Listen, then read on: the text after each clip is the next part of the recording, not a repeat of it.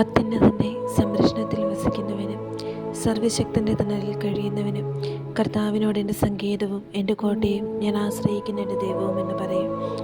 അവിടുന്ന് നിന്നെ വേടൻ്റെ കെണിയിൽ നിന്നും മാരകമായ മഹാമാരിയിൽ നിന്നും രക്ഷിക്കും.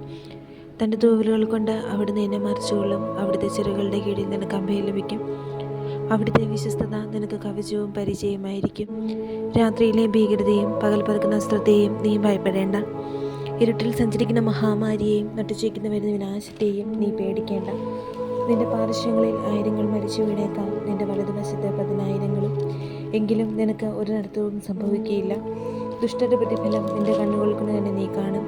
നീ കർത്താവിൽ ആശ്രയിച്ചു, അത്യുന്നതനിൽ നീ വാസമർപ്പിച്ചു. നിനക്കൊരു തിന്മയും ഭവിക്കുകയില്ല, ഒരു നഷ്ടവും നിന്റെ കൂടാരത്തെ സമീപിക്കുകയില്ല. നിന്റെ വഴികളിൽ നിന്നെ കാത്തുപാലിക്കാൻ അവിടുന്ന് എൻ്റെ ദൂതന്മാരോട് കൽപ്പിക്കും. നിന്റെ പാദം കല്ലിൽ തട്ടാതിരിക്കാൻ അവർ നിന്നെ കൈകളിൽ വഹിച്ചുകൊള്ളും. സിംഹത്തിൻ്റെയും മണലിയുടെയും മേൽ നീ ചവിട്ടി നടക്കും. യുവസിംഹത്തെയും സർപ്പത്തെയും നീ ചവിട്ടി മരിക്കും. അവൻ സ്നേഹത്തിൽ എന്നോട് ഒട്ടുനിൽക്കുന്നതിനാൽ ഞാൻ അവനെ രക്ഷിക്കും. അവൻ എൻ്റെ നാമം അറിയുന്നത് കൊണ്ട് ഞാൻ അവനെ സംരക്ഷിക്കും. അവൻ എന്നെ വിളിച്ചപേക്ഷിക്കുമ്പോൾ ഞാൻ ഉത്തരമരുളും.